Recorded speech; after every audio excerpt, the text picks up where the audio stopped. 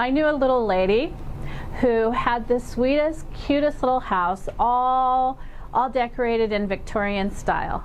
And when I went to meet her, her son was there, and he said, you know, he's been coming over and seeing Mom, and he would come over, and on her pink little carpet there would be evidence that she didn't get to the bathroom on time.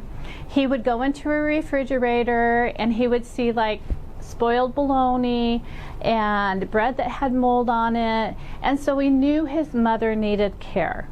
So we were happy to go in, and we got in there and we cleaned up the house, and we spent a lot of time with her and thoroughly enjoyed her.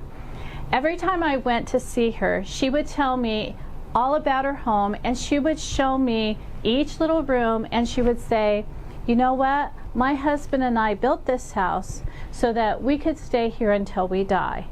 And he had already passed away, and she was very adamant that she was going to stay there until she passed away. We cared for her for many years, and at the very end she was having a lot of difficulty, and she wasn't safe in her home. And her son had decided that at this point she needed 24-hour care in a facility for her own safety.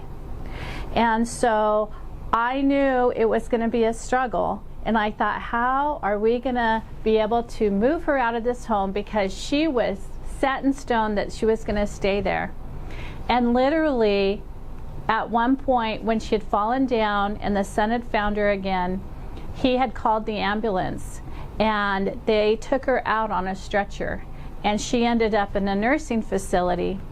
And about 6 weeks later, I was visiting somebody else in this facility, and I heard this little voice, and I thought, oh my gosh, is that her?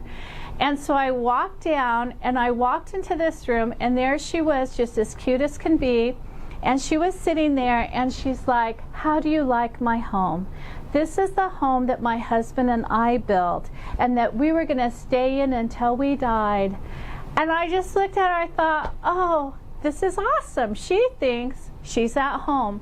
And so sometimes when you do have to make those difficult decisions, I want you to know that in the end it can work out, and that the pain and the guilt and all of those feelings that you have for your loved ones, that you want the very best, and sometimes you just need to make that call, and it's okay for you to do so.